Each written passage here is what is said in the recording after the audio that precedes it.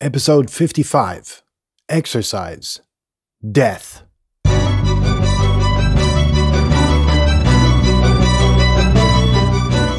You're listening to the very best podcast in the world on health, wealth, and happiness. Please remember to leave a review and share with all your friends and family. And here is your host, Lars Hilser.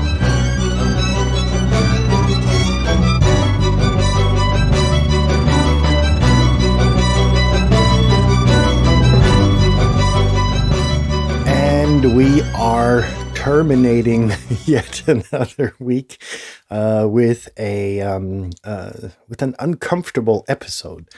Welcome to the very best podcast in the world, Personal Supremacy Through Health, Wealth, and Happiness. Ladies and gentlemen, boys and girls, L's and G's and B's and T's and Q's and I's and dots and dashes, and whomever I may have forgotten to explicitly say hello to. Now, I promised you the energy lives. Sorry, running gag. Even though this episode has something to do with a life cycle, because I think the only inevitable thing in life is death. There may be a few other things, but the only thing that you can't run away from is death. And now, why have I chosen this episode, and why have I dared to even make an exercise out of it? For me, a few years ago, and I'm going to go into a bit more detail in that probably in another episode, I got a cancer diagnosis, and was false positive. So therefore, everything was cool. But a lot of things started to happen in my head, not immediately. I was a professional business slinger, not gunslinger, but business slinger. So, I went to the local medicine woman. She had the quote unquote bad news with the option of, nothing really, because I was out on a flight 2 days later. So she sent me to a buddy of hers who was an oncologist, and he did some tests and said, nah, probably not.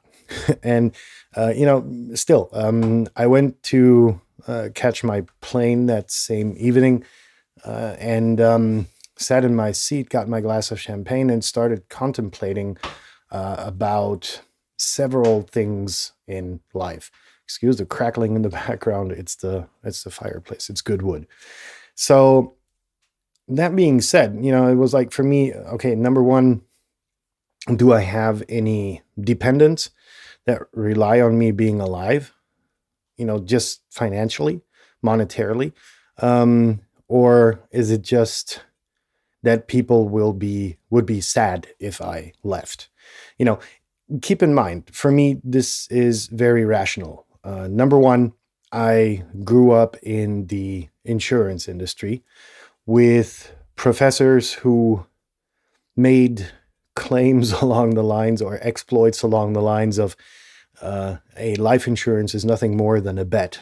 And my trainer was of that type. He went to the widow or the leftover family members and delivered the cash out check for the life insurance in person.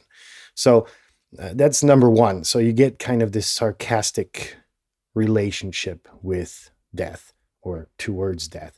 And number two, in my free time, I had nothing better to do than work voluntarily for our local fire department, which kind of, lets you dull down a bit in terms of emotions towards death also. Because if you let emotions get in your way and you're trying to save the life of someone that's, trapped in a car, then you're incapable of doing your job professionally with the necessary distance. So that dulled me down as well. So for me, death is a logical consequence of life. Nothing more, nothing less.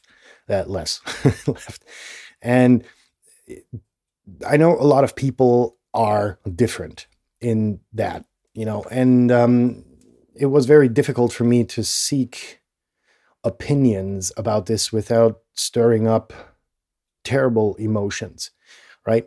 And like I said, let's get back to the plane and the glass of champagne where I was sitting. I, kind of put the seat down and put the leg rest up and was just sitting there contemplating about dependence, number one. And number two, a very important thing, is there anything left on my bucket list, right? Is there something that I definitely still need to live through or experience before I go? And thereof resulted a lot of thoughts and a lot of shit, which, it was like, what do I do with this information? So I, took my laptop out, wrote it down, and an interesting list started to compile. And now, despite the fact, it was like, it was a shot across the bow. It wasn't anything terminal. It wasn't anything bad. It gave me a bit of a scare. But most importantly, it kind of opened my eyes towards shit I hadn't done and shit that I wanted to do. So that being said, that's what this exercise is really, really based upon. And how am I going to relay this to you? With death, or with life, really more than death. Death is like the ticket stub you keep.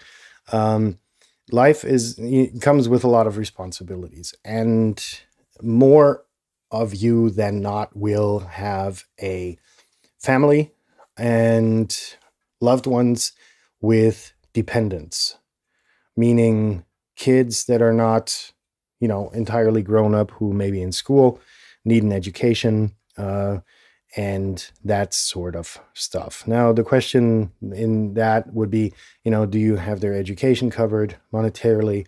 Will your husband or wife be capable of supporting the family and the house and the whatnot? Everything you've kind of built up, right? When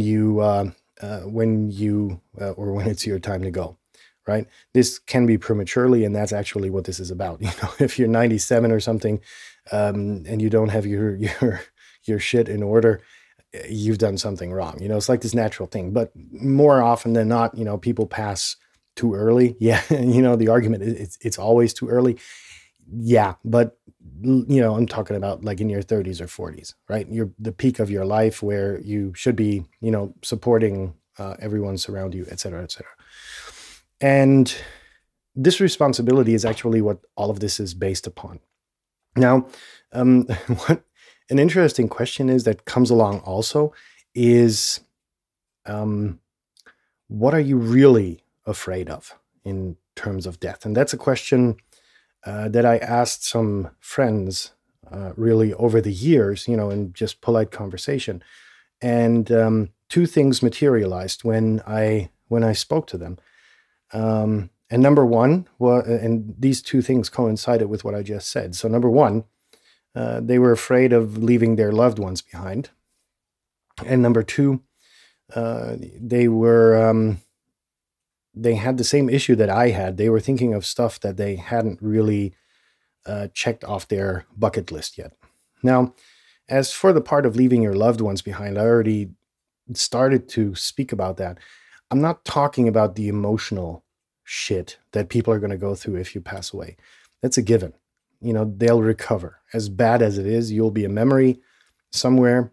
Depending on what you've done in your life, you may have changed the world or may have not. You may have contributed to society or you may have not. It's up to you. Totally your business. Don't want to get into that. The individual grief that's going to be experienced is going to be experienced regardless of whether you pass prematurely at 30 or you pass at 97 when, it was pretty sure that, you're getting closer. And so that's one thing. Now, as for the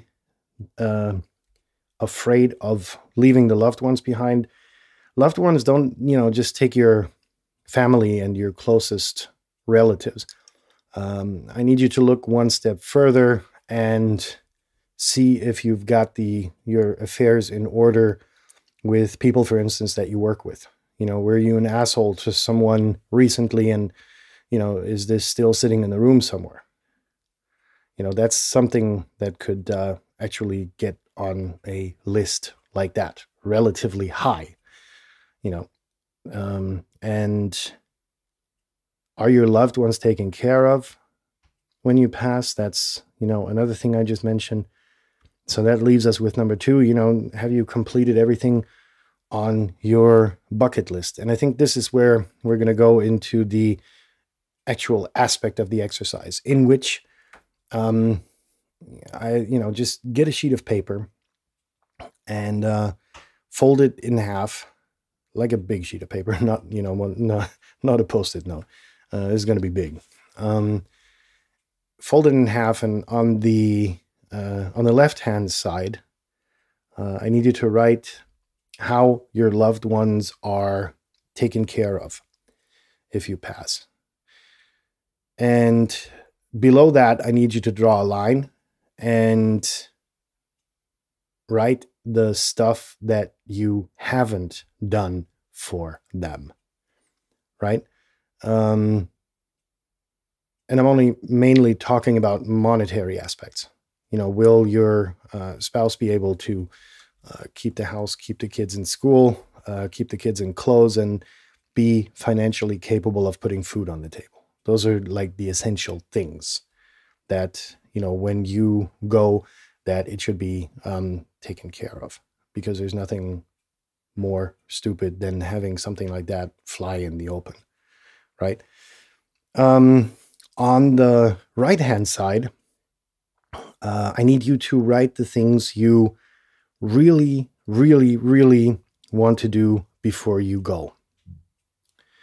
And that could be anything. It's totally up to you. If it's if it's base jumping or skydiving or, whatever it is that you've been kind of shoving before you on this big, huge to-do list, put it on there. And as for the entire list, that's why I really decided to make an exercise out of this, because for me, it took a 12-hour flight to really put all of that shit down and to prioritize it accordingly. And for the next pretty much 10 years, I was just living it. Everything that was on that list, I planned, scheduled, did. And, there's some things left, but they're not really a high priority. So, for somebody to ask me, hey, it's your time to die. Yeah, shit, but okay, there you go. Been there, done that, got the t-shirt, have everything scratched off my bucket list that I wanted to do in life. And, the avid listener might say, but then your life is boring. No, it's not. It's everything but, right? Life is forever, until your last breath, going to be this one huge, big fucking adventure that you get to take advantage of, right? And you've got to keep that in mind. Every day you're sitting at home on the couch, maybe that's your thing. Maybe you get something out of that. I don't necessarily, but whatever your thing is, life is just so fucking beautiful, and you have to keep that in mind. This is just like how do we call it? Like a death insurance, not a life insurance, but a death insurance, just to make sure that you've got everything that you wanted to do in this limited quantity of time that you have, that you have that done. And everything that comes after that goes on the list, needs to be done, right? There's so much procrastination going on in so many people. It's like, very interesting to see how long people actually shove that stuff around. And then on their deathbed, they go like, shit, had I done this when I had the chance. So, in that sense, you've got homework to do. In fact, I'm going to cram out my list and kind of update it with stuff that came to my attention in the last couple of years. And I hope that you realize that, time is finite and is like the one asset you can't get back. It's like with money, you go broke, you go out and hustle and earn more money. It's that simple, right? But with this, it's kind of like a call to action to something that a lot of people kind of leave out of their mind until they're, confronted with granny's death or something like that. And then they have their time of mourning, and then the regular 9 to 5 bullshit kicks back in, and granny's forgotten. She's got a tombstone somewhere, but the entire effect of the shot across the bow is just gone. So in that sense, without getting too negative, because this is a positive exercise, because it's going to, getting all of this shit on the right side of the paper done, your bucket list, that's liberating. Let me tell you, for 10 years, I've been kind of striking things off of there occasionally, and it was just so fucking liberating to get all of that stuff done. So in that sense, have a good night and a successful weekend, relaxing.